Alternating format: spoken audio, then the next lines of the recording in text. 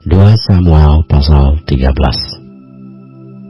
Sesudah itu terjadilah yang berikut. Absalom bin Daud mempunyai seorang adik perempuan yang cantik, namanya Tamar. Dan Amnon bin Daud jatuh cinta kepadanya.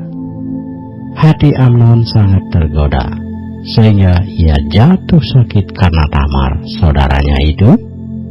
Sebab anak perempuan itu masih perawan dan menurut anggapan Amnon mustahil untuk melakukan sesuatu terhadap dia. Amnon mempunyai seorang sahabat bernama Yonadab, anak Simea, kakak Daud. Yonadab itu seorang yang sangat cerdik.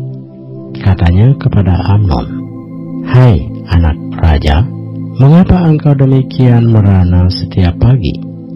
Tidakkah lebih baik engkau memberitahukannya kepadaku?" Kata Amnon kepadanya, "Aku cinta kepada Tamar, adik perempuan Absalom, saudaraku itu."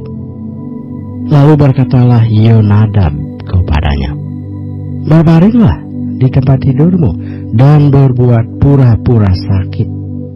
Apabila ayahmu datang menengok engkau, maka haruslah engkau berkata kepadanya, 'Izinkanlah adikku Tamar datang memberi aku makan.' Apabila ia menyediakan makanan di depan mataku, sehingga aku dapat melihatnya, maka aku akan memakannya dari tangannya." Sesudah itu berbaringlah Amnon dan berbuat pura-pura sakit.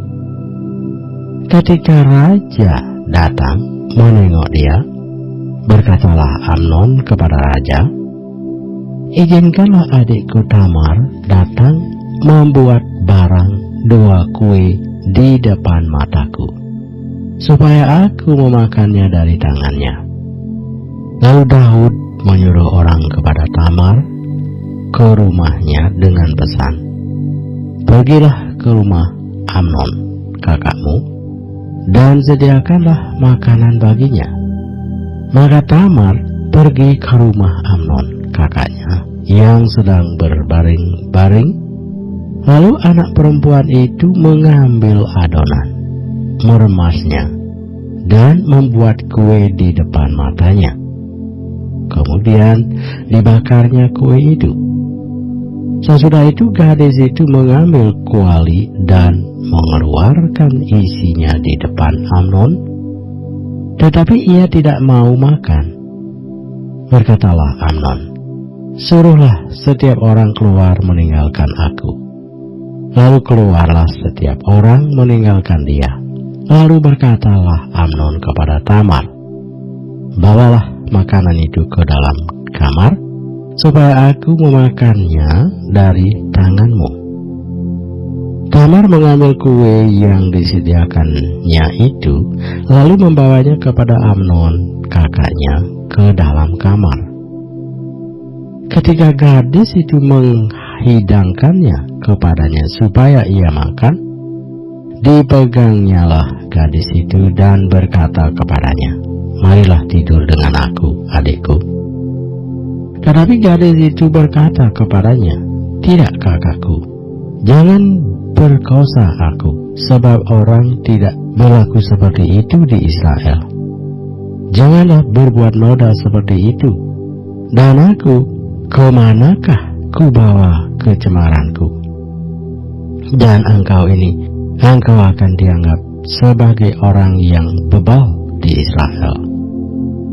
Oleh sebab itu berbicaralah dengan raja, sebab ia tidak akan menolak memberikan aku kepadamu.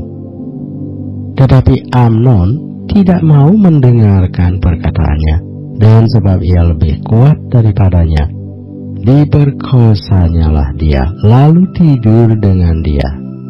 Kemudian timbullah kebencian yang sangat besar pada Amnon terhadap gadis itu.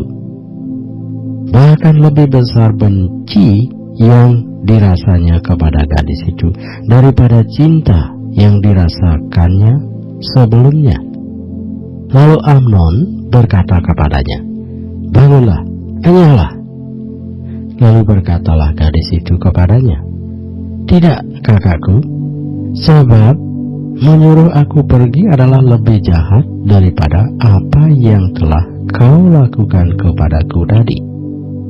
Tetapi Amnon tidak mau mendengarkan dia.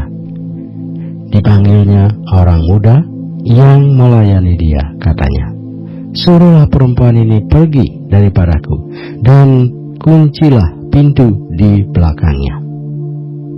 Gadis itu memakai baju kurung yang maha indah, sebab demikianlah putri-putri raja yang masih perawan berpakaian baju kurung panjang. Kemudian pelayan itu menyuruh dia keluar, lalu mengunci pintu di belakangnya. Lalu Tamar menaruh abu di atas kepalanya, mengoyakkan baju kurung yang maha indah yang dipakainya, meletakkan tangannya di atas kepalanya, dan pergilah ia sambil meratap dengan nyaring. Bertanyalah Absalom kakaknya kepadanya, "Apakah Amnon kakakmu itu bersetubuh dengan engkau? Maka sekarang adikku, diamlah saja. Bukankah ia kakakmu? Janganlah begitu memikirkan perkara itu."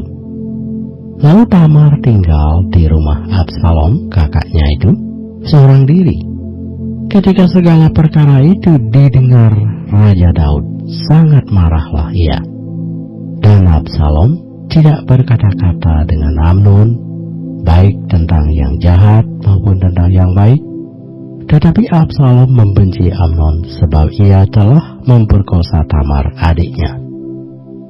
Sesudah lewat 2 tahun, Absalom mengadakan pengguntingan bulu domba di Baal Hasor yang dekat kota Efraim. Lalu Absalom mengundang semua anak raja. Kemudian Absalom menghadap raja lalu berkata, "Hamamu ini mengadakan pengguntingan bulu domba. Kiranya raja dan pegawai-pegawainya ikut bersama-sama dengan hamamu ini."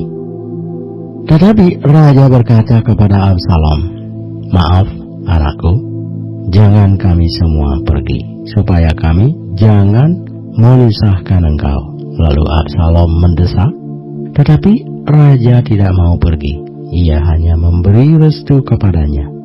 Kemudian berkatalah Absalom, "Kalau tidak, izinkanlah kakakku Amnon pergi bersama kami." Tetapi raja menjawabnya, "Apa gunanya ia pergi bersama-sama dengan engkau?" Tetapi ketika Absalom mendesak, diizinkannya lah Amnon dan semua anak raja pergi bersama dia.